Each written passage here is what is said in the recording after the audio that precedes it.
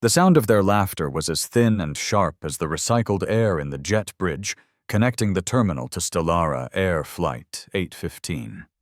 It coiled around Dr. Annalise Dubois, a serpent of casual cruelty.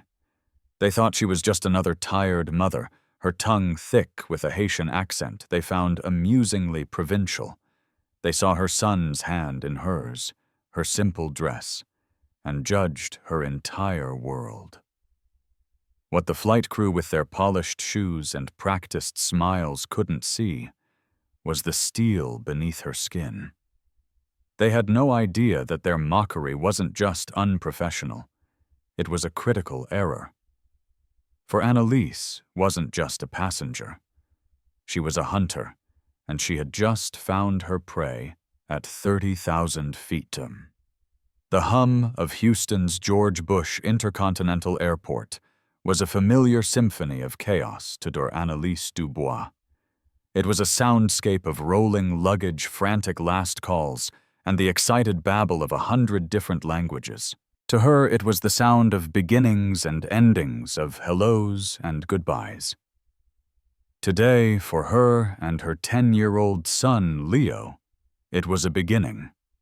They were flying to Baltimore to visit her sister, a simple family trip that was for Annalise a rare and cherished respite from a demanding career. Annalise adjusted the strap of her tote bag, her knuckles brushing against the hard edge of the encrypted federal laptop tucked inside. To the world, she was a mother, in a simple but elegant navy blue linen dress, her hair pulled back in a neat bun. Her face, often set in a look of intense concentration at work, was softened by the gentle smile she reserved for Leo, whose eyes were wide with the thrill of an impending flight. "Mom, do you think we'll see the clouds from the top?" he asked, his voice a high-pitched note in the airport's bassy rumble. Annalise squeezed his hand, her reply carrying the melodic French-inflected cadence of her Haitian upbringing. "Of course, mon chéri. We will be above them like kings in a castle in the sky." It was this accent, a beautiful tapestry woven from the threads of her heritage, that first drew the unwanted attention. As they approached the gate for Stellara Air Flight 815, the gate agent, a woman with a name tag that read Cynthia, offered a smile that didn't quite reach her eyes. "Boarding pass and ID, please," she said, her tone clipped and impatient. Annalise handed them over. Cynthia's eyes flickered from the passport, which read Dr. Annalise Dubois, to Annalise's face, and a flicker of something confusion, or perhaps disdain, crossed her features. "Dubois," she pronounced it crudely, "Dubois." "It is Dubois," Annalise corrected gently, a lifetime of such corrections making the words automatic. "Like the French." Cynthia simply grunted, stamping the boarding pass with unnecessary force. "Zone 4, you'll board after the premium passengers." She turned away before Annalise could even offer a thank you, already gesturing for the next person in line. It was a small slight, a tiny paper cut in the fabric of the day, but Annalise felt it. She filed it away, a habit ingrained by years of navigating a world that often judged the book by its accented cover. The real performance began on the jet bridge. As they shuffled along, caught between a boisterous family and a businessman barking into his phone, they passed two of the flight attendants waiting at the aircraft door. The lead was a man named Brent. He was tall, with impeccably coiffed blonde hair, and a smile that seemed both blindingly white and utterly devoid of warmth. His younger colleague, a brunette named Tiffany, looked at him with an admiration that bordered on worship. As Annalise and Leo passed, Leo stumbled slightly, and Annalise steadied him with a quick, "Careful now, my love. The floor is a little bumpy." The words imbued with her accent hung in the air for a moment. After they had passed, and were a few feet down the aisle, Brent leaned over to Tiffany, his voice a stage whisper designed to be overheard. Did you catch that Z-floor? He's a leetle bombpy? He mimicked his imitation, a grotesque caricature. Tiffany giggled a high, nervous sound. Oh, Brent, you're terrible, she said, but she leaned in for more, a willing audience. Annalise's spine stiffened. She felt Leo tense beside her. He had heard it too. She glanced down, placing a reassuring hand on his shoulder, and gave him a small, secret smile, as if they were sharing a joke. But inside, a cold, familiar knot tightened in her stomach.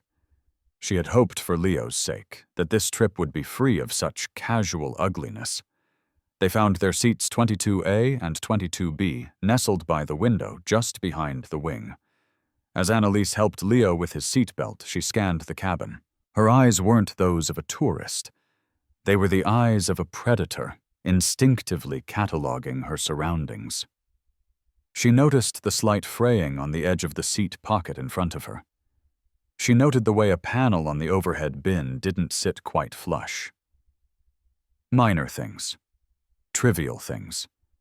But her entire career was built on the principle that disasters are born from an accumulation of trivial things. Annalise was not just a doctor of aerospace engineering. She was a senior safety inspector for the Federal Aviation Administration, a ghost in the machine. Her specialty was undercover audits, posing as a regular passenger to observe airline operations in their natural, unvarnished state. Airlines would get a notification of an upcoming audit period, but they never knew which flight, which route, or who would be watching. Annalise was one of the FAA's best a woman, whose unassuming appearance and quiet demeanor masked a mind as sharp as a scalpel and an encyclopedic knowledge of federal aviation regulations. This trip was supposed to be personal. She was officially on leave.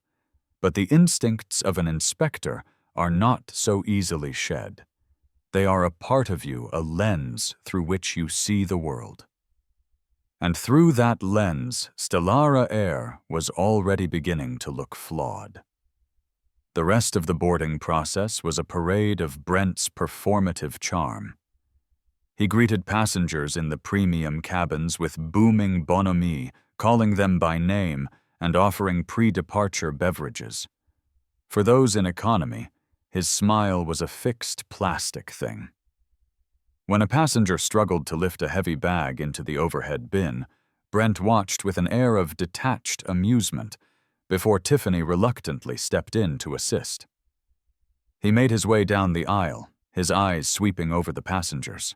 When he reached row 22, his gaze lingered on Annalise for a fraction of a second too long. A smirk played on his lips. He leaned down, his voice dripping with condescension. "Everything okay back here? Need me to translate the safety card for you?"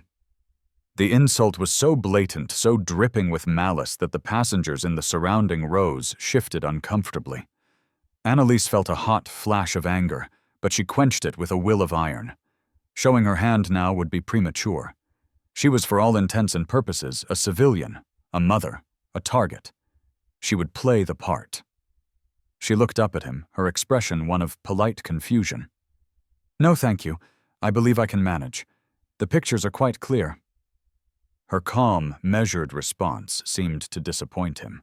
He had been hoping for a reaction, tears, anger, something to fuel his sense of superiority. Denied his satisfaction, he simply sniffed and continued down the aisle. "If you say so," he tossed over his shoulder. Leo looked up at his mother, his brow furrowed with a child's pure sense of justice. "Mom, why was he so mean?" Annalise finished buckling his seatbelt and then took his face in her hands. She looked directly into his eyes, her own gaze steady and firm. "Because some people, Leo, have very small souls. They think making others feel small will make them feel big. It does not work. It only shows everyone how empty they are inside." She tucked a blanket around him and handed him his tablet. The anger was still there, a simmering coal in her chest, but it was now overlaid with something else, resolve. This flight was no longer just a personal trip. The casual cruelty of the flight crew was a symptom, and Annalise knew with a certainty that chilled her to the bone that where there was this kind of attitudinal sickness, a deeper, more dangerous pathology was likely to be found. The mask of the tired mother remained, but behind it, Inspector Dubois was now officially on the clock. The sky beckoned a vast blue expanse, where she suspected much more than just the clouds would be revealed. The ascent of Flight 815 was smooth, a powerful, reassuring climb into the vast emptiness above the clouds. Below Houston shrank to a geometric pattern of lights and concrete eventually disappearing beneath a thick white blanket. Leo pressed his face to the window, mesmerized by the sight of the sunlit cloud sea. For a while, the magic of flight superseded the ugliness of the boarding. Annalise watched him, a genuine warmth spreading through her chest, momentarily pushing the cold knot of anger aside. This was why she worked so hard. This boy with his insatiable curiosity and his fierce, loving heart was her world. She endured the condescending glances, the mocking tones, and the systemic prejudices for him to build a world where his worth would never be questioned based on the color of his skin or the accent on his tongue. The "Fasten Seatbelt" sign pinged off, and the cabin stirred to life. The flight attendants began their preparations for the beverage service. From her vantage point in row 22, Annalise had a clear, if partial, view into the rear galley, where Brent and Tiffany were setting up their cart. The curtain to the galley was not fully drawn, a minor breach of protocol that allowed snippets of their conversation to drift into the cabin. Annalise, feigning a light doze, tilted her head just so her ears tuning into their frequency. "Can't believe they let just anyone on a plane these days," Brent's voice complained, low and venomous. "And with that kid, probably paid for the ticket with government cheese." Tiffany's response was a nervous titter. "Brent, stop. Someone will hear you." "Who cares?" he shot back. "It's the truth. Did you see her dress? Probably from a discount bin. And then she has the nerve to correct my pronunciation." "It's Dubois," he said again, stretching the vowel into an obscene nasal whine. This time Tiffany's laugh was louder, more confident. She was feeding off his energy, the weaker animal in the pack, joining the hunt. "I know." And she was like, "The pictures are quite clear. I almost died." Their laughter echoed in the small space, a cruel counterpoint to the steady drone of the engines. Annalise's eyes remained closed, her breathing even a perfect imitation of sleep. But behind the facade, her mind was a whirlwind. Every word was a confirmation. Their behavior wasn't a momentary lapse, it was a pattern. It was a culture of contempt, fostered and led by Brent. She needed more. Mockery was a character flaw, but it wasn't in itself a federal offense. Annalise was looking for the link, the place where their personal arrogance metastasized into professional negligence. Her opportunity came 20 minutes later. The beverage cart had made its way down the aisle and was now parked just a few rows ahead of her. Annalise unbuckled her seatbelt. "I'm just going to the restroom, sweetie," she whispered to Leo, who was now engrossed in a movie. She stood and stretched, making her way toward the back of the plane. Her path took her directly past the galley. As she approached, she saw Brent leaning against the counter, scrolling through his phone. Tiffany was restocking a drawer. The service cart was left unattended in the aisle, its wheels not properly locked. A clear violation of Section 121.576 of the Federal Aviation Regulations, which dictates that carts must be secured during service to prevent them from becoming dangerous projectiles in case of unexpected turbulence. Annalise continued to the restroom. On her way back, she paused at the galley entrance, feigning a need to stretch her legs. "Excuse me," she said, her voice polite and soft. Could I trouble you for a glass of water, please? Brent looked up from his phone, his expression one of pure annoyance. He gestured vaguely at the cabin. We'll be coming through with a water service in about an hour. I understand, Annalise said, maintaining her placid demeanor. But my throat is very dry. I would be most grateful. With a dramatic, put-upon sigh, Brent pushed himself off the counter. He grabbed a plastic cup and filled it from the dispenser with a flick of his wrist, splashing some water on the counter. He thrust it at her without a word. As she took it, Annalise allowed her gaze to sweep across the galley. What she saw made the fine hairs on her arms stand up. A galley latch on one of the upper compartments designed to hold heavy catering containers was not fully engaged. It was resting on the catch, but not clicked securely into place. It was the kind of detail a rushed or complacent crew member might miss. In calm air, it meant nothing. In a sudden downdraft, that container could become a 50-pound missile. She also noted the crew's emergency procedure checklist, a laminated card that was supposed to be clipped in a visible designated spot, was instead tucked under a stack of napkins, half covered by a gossip magazine. These were not minor infractions. This was gross negligence. This was the link. The same arrogance that allowed them to mock a passenger's accent was the same arrogance that led them to believe that safety checks were optional, that procedures were for lesser mortals. Thank you so much, Annalise said, her voice betraying none of her inner turmoil. She gave him a small nod and returned to her seat. She sat down, her heart pounding a steady, heavy rhythm against her ribs. She took a sip of water, the cool liquid doing nothing to quench the fire in her gut. She looked out the window at the serene, endless blue, but she no longer saw its beauty. She saw a potential catastrophe incubated in a culture of disrespect and allowed to fester through sheer carelessness. The captain, a man named Alistair Finch, had made a brief, crackly announcement after takeoff. His voice was that of a classic airline pilot, deep calm and utterly confident. Annalise wondered about him. Was he aware of the culture of contempt he presided over? Did he enforce standards? Or did he, like so many veteran pilots, remain aloof in his cockpit kingdom, trusting a crew that was dangerously unworthy of that trust? Her undercover identity felt like a heavy cloak. She wanted to stand up, to march to the front of the plane, and to announce herself. She wanted to see the blood drain from Brent's smug face. She wanted to ground this plane and this crew before their negligence could hurt someone. But that was not the protocol. The purpose of a ghost audit was to observe and report, to see the system in its unvarnished, everyday state. Intervention was a last resort reserved for situations of clear and present danger. The question that now plagued Annalise, as she sat silently in row 22, was a terrifying one. Was that moment of clear and present danger about to arrive? The unsecured latch, the unlocked cart, the casual disregard for the rules, they were all pieces of a puzzle. Annalise prayed that the final piece, the one that would turn negligence into tragedy, would not fall into place on her watch.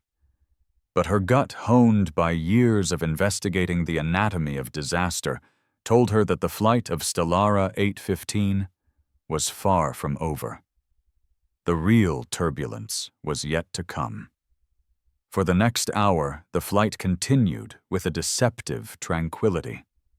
The beverage service was completed, trays were collected, and the cabin lights were dimmed. Most passengers settled in, lulled by the drone of the engines and the rhythmic passage of time. Leo had fallen asleep, his head resting on her arm, his breathing soft and even. Annalise, however, was anything but calm. She was a coiled spring, every sense on high alert.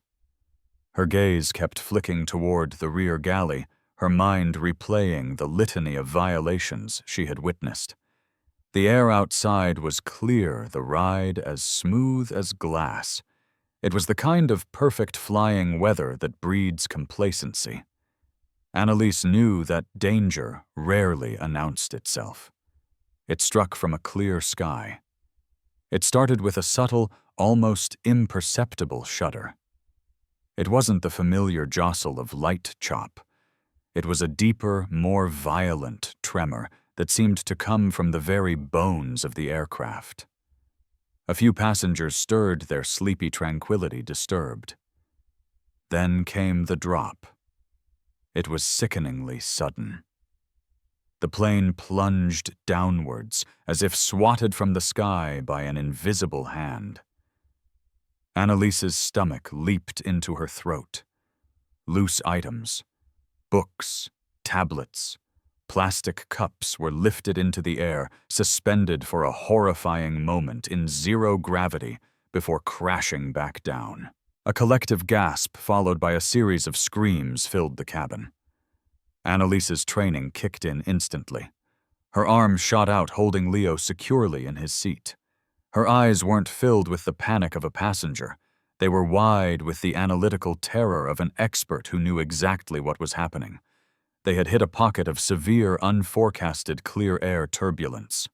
The plane bucked and yawed violently. From the rear galley came a sound that cut through the screams, a loud metallic clang, followed by the crash of shattering plastic and a sharp yelp of pain from Tiffany. The unsecured service cart, its wheels unlocked, had become a battering ram. It careened across the galley, slamming into the opposite counter. But that was not the worst of it. Annalise knew with chilling certainty what the other sound had been. The unsecured latch. The heavy catering container filled with dozens of soda cans and liquor bottles had been launched from its compartment. It flew across the galley, striking the main control panel for the galley's power and water systems before crashing to the floor. Sparks erupted from the damaged panel. A wisp of acrid smoke began to curl into the cabin. The chaos in the passenger cabin was immediate. People were shouting, a baby was wailing, and the acrid smell of an electrical short began to spread. Brent stumbled out of the galley, his face pale, his mask of smug superiority shattered. "Everyone stay in your seats. It's just a little turbulence," he stammered, his voice thin and reedy. He was followed by Tiffany, who was clutching her arm, her face streaked with tears and a dark bruise already forming. "There's a fire!" she shrieked, her training completely deserting her in a wave of panic. Her words were a match to gasoline. The murmur of fear in the cabin began to escalate into a full-blown panic. A man in the row ahead of Annalise unbuckled his seatbelt, trying to stand up. "We have to get out of here," he yelled. This was it. The point of no return. The moment where observation had to become intervention. Annalise Dubois, the mother, vanished. In her place stood FAA Inspector Dubois, senior grade. She unbuckled her seatbelt and stood up, her movements fluid and deliberate in the still shaking aircraft. She turned to face the panicked cabin, and her voice, no longer soft, rang out with an authority that cut through the noise like a thunderclap. "Sit down now." The sheer unexpected power in her voice stunned everyone, including Brent, into silence. Every eye in the cabin turned to her. She pointed a finger at the man who was standing.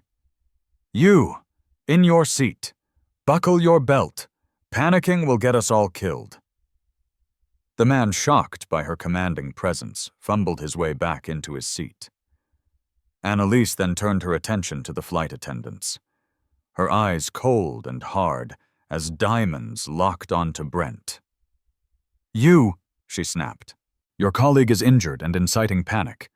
Get her into a jump seat and keep her quiet.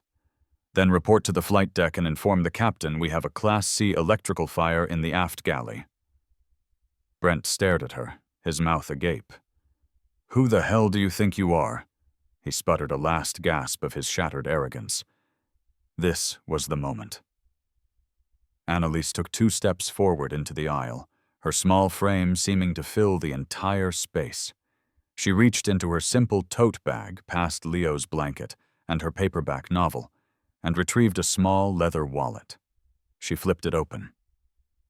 I am Dr. Annalise Dubois, she stated, her voice clear and ringing, her accent no longer a point of mockery, but a mark of undeniable authority. Senior Air Safety Inspector for the Federal Aviation Administration badge, number 7224. This flight is now under my direct authority as the ranking federal officer on board. You failed to secure your galley equipment as per Regulation 121.576. You failed to secure a catering container leading to the impact and subsequent electrical fire, a violation of hazardous material handling protocols. You left your emergency checklist under a magazine. Now are you going to follow my direct, lawful order, or do you want me to add insubordination in a critical incident to the list of federal charges you will be facing when we land? The silence that followed was absolute, broken only by the hum of the engines and the faint, fizzing crackle from the galley. The transformation was so complete, so staggering, that no one could speak.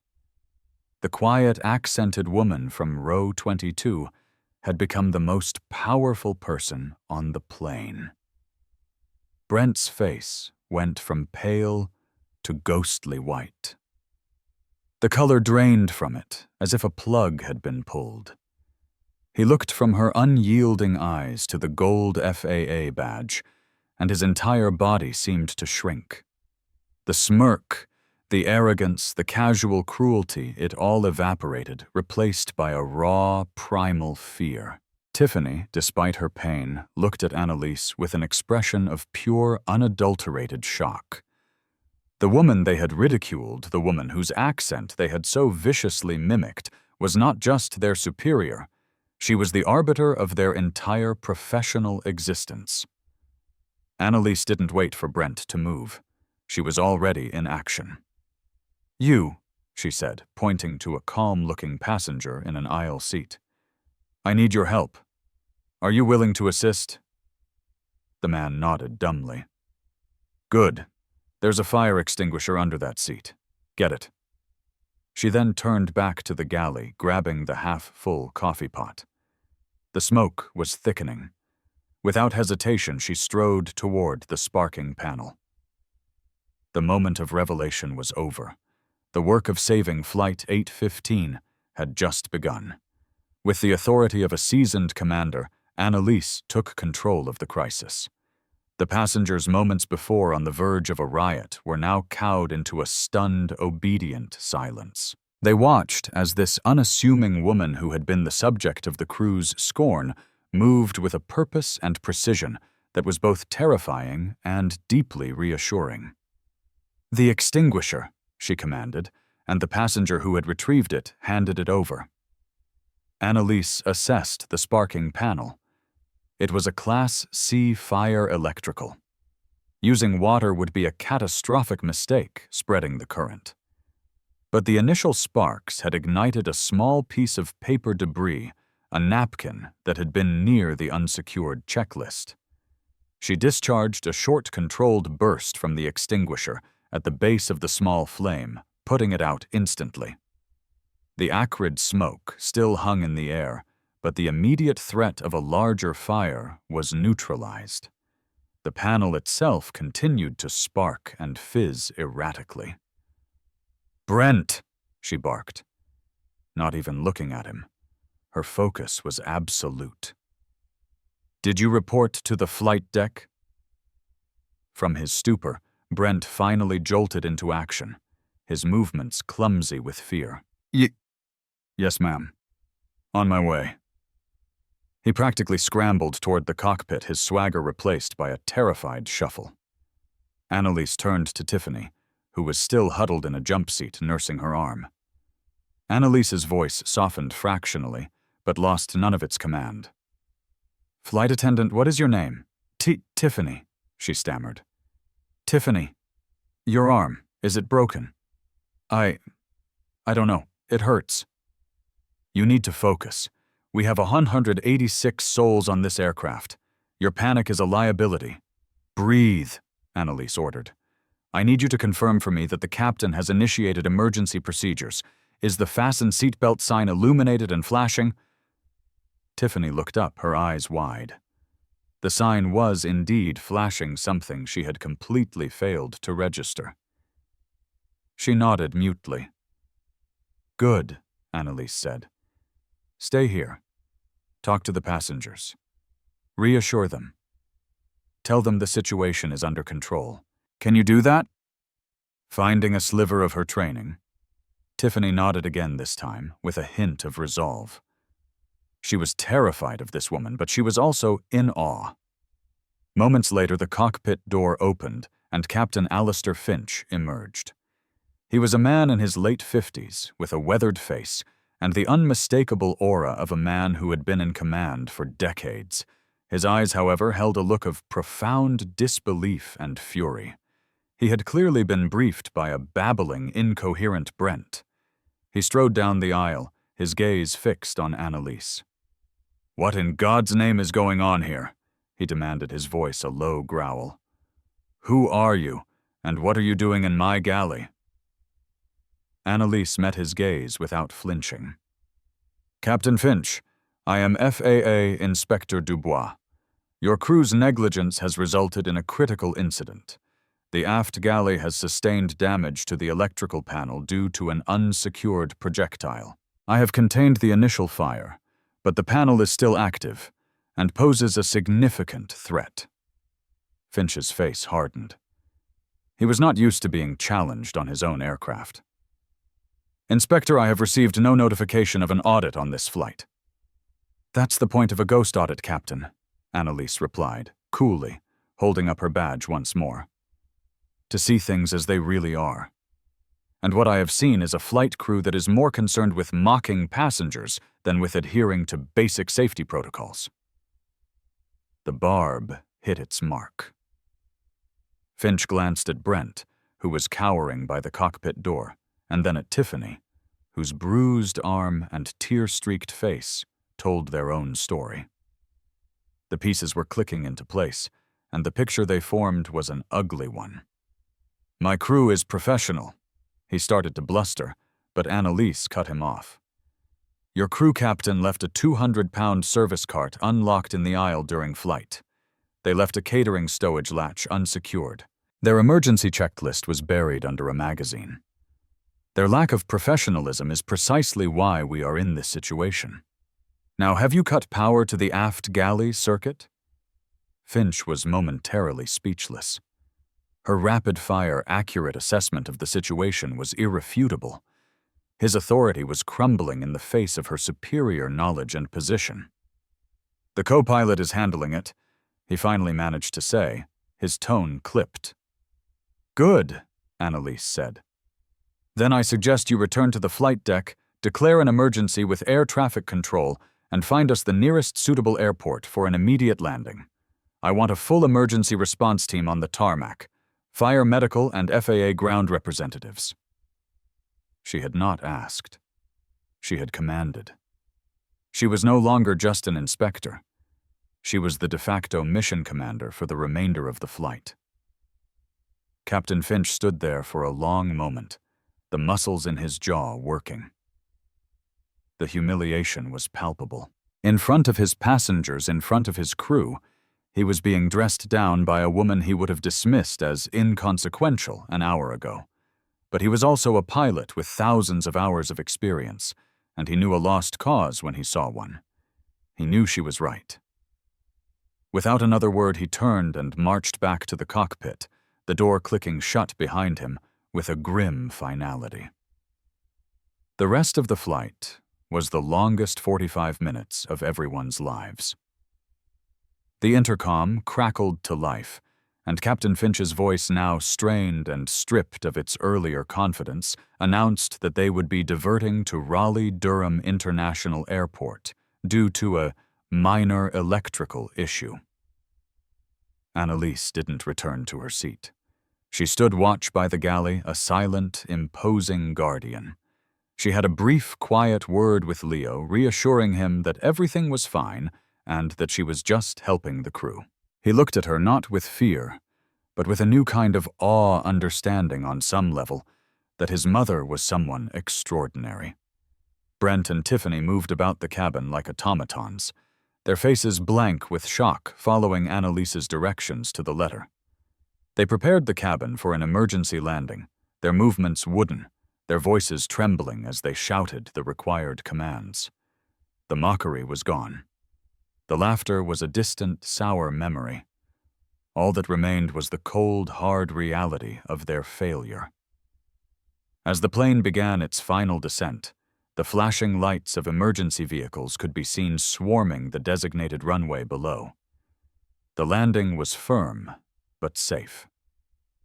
As the aircraft slowed, guided by a procession of fire trucks and ambulances, a heavy silence fell over the cabin. When the plane came to a complete stop, Captain Finch's voice came over the intercom one last time, flat and defeated. "Please remain seated." Annalise saw them through the window first. Two black sedans pulling up near the jet bridge, their official government plates unmistakable. The ground team had arrived. The jet bridge connected with a dull thud. The main cabin door hissed open, but it was not a gate agent who stood there. It was a stern-faced man in a suit flanked by two airport security officers. He made eye contact with Annalise. "Inspector Dubois?" he asked. "Yes," she confirmed. "Robert Maxwell, FAA Regional Office. The field is secure." "We're ready." Annalise nodded. She turned to the cabin, her gaze sweeping over the passengers, then landing on the crew. She addressed Brent Tiffany and pointed toward the still-closed cockpit door. "Captain Finch and his first officer. You three will remain on this aircraft. You will not disembark. You will not contact anyone. You will surrender your crew IDs and passports to Mr. Maxwell. Your careers with Stellara Air are over. Your futures in commercial aviation are now a matter for federal investigation." Her words were delivered without malice, without triumph. They were simple statements of fact, as cold and hard as the fuselage of the plane. Then she walked back to row 22, where Leo was waiting. She took his hand, her role as inspector, dissolving back into that of a mother. "Come, mon chéri," she said softly, her accent returning no longer a source of ridicule, but a badge of her true, unshakable identity. "Let's go. Our trip is over for today." As she and Leo walked off the plane, the first passengers to disembark, she didn't look back. She didn't need to see the looks of utter devastation on the faces of Brent Tiffany and Captain Finch. She didn't need to hear the start of the official inquiry. She had done her job. The karma, as swift and severe as the turbulence that had triggered it, had begun to land. The fallout from Flight 815 was not a quiet, internal affair. It was a bombshell that sent shockwaves through Stellara Air and the wider aviation industry. Dr. Annalise Dubois's report, submitted within hours of landing in Raleigh, was a masterwork of meticulous detail and damning evidence. It was clinical precise and left no room for ambiguity. It detailed the mockery and the culture of contempt, not as the primary offense, but as a crucial diagnostic indicator of the deep-seated professional rot that followed. Brent's world collapsed with breathtaking speed. He was fired before Annalise had even finished her preliminary debrief with the regional office. His dismissal was for gross misconduct and endangerment of passengers. But the FAA's investigation went further. They revoked his flight attendant certification permanently, citing a willful and reckless disregard for safety regulations. The name Brent Alden became toxic in the industry. His applications to other major carriers were rejected instantly. Even budget airlines wouldn't touch him. The arrogant, preening flight attendant who saw himself as a sky god was grounded, stripped of his wings and his identity. His social media, once a curated gallery of exotic layovers and glamorous selfies, went dark. 6 months later, a former colleague spotted him. He was working at a high-end coffee shop in a suburban mall, his once impeccable uniform replaced with a stained brown apron. The condescending smirk was gone, replaced by the harried, tired look of someone taking complex orders for oat milk lattes. When the former colleague approached, Brent didn't make eye contact. He just mumbled the total, his voice devoid of its former theatricality. The karma for Brent was not a dramatic confrontation, but a quiet, humiliating descent into the very kind of service industry anonymity he had so despised. Tiffany's path was different, though no less difficult. She too was fired immediately and had her certification suspended. During the FAA interviews, however, she broke down completely. Through sobs of shame and remorse, she confessed everything the culture Brent fostered, her own willing participation in the mockery and the pervasive cutting of corners that had become standard practice on their routes. She expressed profound shame for her treatment of Annalise. Following the hearing, she did something unexpected. She managed to get a contact address for the FAA's DC headquarters through a lawyer. She wrote a long, handwritten letter to Dr. Annalise Dubois. It was not an excuse, but a full-throated apology. Your strength and professionalism in the face of our disgusting behavior will stay with me forever, she wrote. You were protecting your son and 180 other people, while we were acting like cruel children. There is no excuse for my actions, only a promise that I will spend the rest of my life trying to be a better person.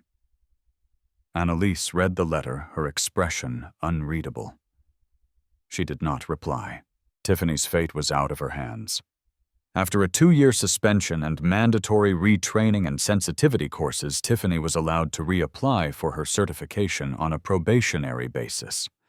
She eventually found a job with a small regional carrier flying short-haul routes in the Midwest. She was quiet, diligent, and unfailingly kind to every passenger. The scar of Flight 815 was a permanent part of her, a humbling reminder of the price of casual cruelty. Captain Alistair Finch believed his seniority and spotless record would shield him. He was wrong. Annalise's report was the key that unlocked a hidden history of negligence. The investigation into the Flight 815 incident triggered a full-scale audit of Stellara Air's Houston-based operations, and specifically Captain Finch's records. What they found was damning. Investigators armed with a federal mandate pored over maintenance logs and flight records. They discovered a pattern. Finch had a habit of signing off on pre-flight checks that were pencil-whipped, not actually performed. He frequently flew with known minor maintenance issues that should have grounded the plane, bullying junior maintenance staff into signing off on them to maintain his on-time departure record. He had created a command culture where his authority was absolute, and questioning him was career suicide. The contemptuous behavior of his cabin crew was a direct reflection of the arrogant negligence in his cockpit. The FAA threw the book at him. They didn't just suspend his license, they revoked his airline transport pilot certificate for life. The official reason was a long-term pattern of safety violations and falsification of flight records. Stellara Air, in a desperate act of damage control, fired him and publicly condemned his actions. But his fall wasn't just professional. Stellara's insurance carrier, facing millions in potential liability from the Flight 8115 incident, launched a civil suit against Finch to recoup their costs, arguing his willful misconduct had violated the terms of their policy. His pension was frozen. His reputation, once sterling, was now radioactive. He became a pariah in the tight-knit community of veteran pilots. He sold his large home in a wealthy Houston suburb and moved into a small, nondescript apartment. The once mighty Sky King was grounded, his kingdom turned to dust by his own hubris. For the airline, the nightmare was just beginning. The audit of Flight 815 was the tip of the iceberg. The FAA expanded its investigation into a fleet-wide safety and procedural review of Stellara Air. What they uncovered was a systemic corporate culture of prioritizing profits and on-time performance over robust safety standards. Inspectors found dozens of aircraft with deferred maintenance issues similar to Finch's. They found evidence of inadequate training for flight crews, particularly in crew resource management, the very skill that should have prevented Brent's behavior from going unchecked. The headlines were brutal. FAA slams Stellara Air for culture of negligence after mid-air incident. Whistleblowers emerge citing pressure to cut corners at Stellara. Stock plummets as airline grounds 15% of fleet for emergency inspections. The financial cost was staggering. The FAA levied one of the largest fines in its history against the airline, a penalty of $24.5 million. The cost of grounding and repairing their aircraft ran into the tens of millions more. Their stock price cratered, wiping out over $1 billion in market value. Bookings evaporated as passengers spooked by the relentless negative press flocked to other carriers. The CEO, a man named Richard Thorne, who had championed the efficiency over everything model, was forced to resign in disgrace. He was called before a congressional subcommittee on aviation safety, where he was grilled for hours about the events leading up to Flight 815. Tense C-SPAN footage showed him stammering and deflecting, unable to answer for the systemic failures that began with 2 flight attendants laughing at a woman's accent. The karma had hit back not just on the individuals, but on the entire corporate entity that enabled them. The hard, cold truth was that the laughter in the jet bridge wasn't just laughter. It was the sound of a company rotting from the inside out. It was the audible symptom of a disease of arrogance, and Dr. Annalise Dubois had been the one to finally and devastatingly diagnose it. 2 years passed, a period during which the name Stellara Air transformed from a brand into a cautionary tale, a multi-syllable word for corporate hubris. The airline survived, but as a shadow of its former self, its wings clipped by massive fines and a brutally enforced restructuring plan. It was now a humbled entity, obsessively compliant, its new corporate identity forged in the fire of the Flight 815 incident. The ghost of Annalise Dubois's report haunted every training manual and every pre-flight briefing. In the grand marbled atrium of the Department of Transportation headquarters in Washington, D.C., light streamed through the towering windows, illuminating the dust motes, dancing in the air like tiny silent spectators. On a stage before an audience of industry leaders, government officials, and seasoned aviators, Dr. Annalise Dubois stood the weight of the prestigious Wright Brothers Master Pilot Award, cool and heavy in her hands. It was an honor typically reserved for pilots with decades of flawless flying, but the committee had made a special exception. Her award was for her unparalleled contributions to aviation safety, a testament to the fact that the most important piloting often happens before the plane ever leaves the ground. Her son Leo, now a lanky 12-year-old, looking sharp and slightly uncomfortable in a new suit, sat in the front row. His gaze was fixed on his mother, his youthful face a mixture of awe and profound pride. He remembered the woman on the plane, her voice like a thunderclap. Now seeing her on this stage, lauded by powerful people, he was beginning to understand the true dimensions of her strength. When she spoke, the hall fell utterly silent. Her voice, still carrying the warm, melodic cadence of her Haitian heritage, filled the space with an easy authority. It was the same accent that Brent had so cruelly mimicked, but here in this bastion of power and policy, it commanded nothing but rapt attention. "Thank you," she began, her eyes sweeping across the room. "Safety is not an abstract concept. It is not a checklist to be ticked or a regulation to be memorized. It is a culture, a living, breathing thing that must be nurtured in an environment of absolute, uncompromising respect. It begins with the simple act of seeing the humanity in one another." She paused, letting the words settle. "A crew that respects its passengers is a crew that respects its duties.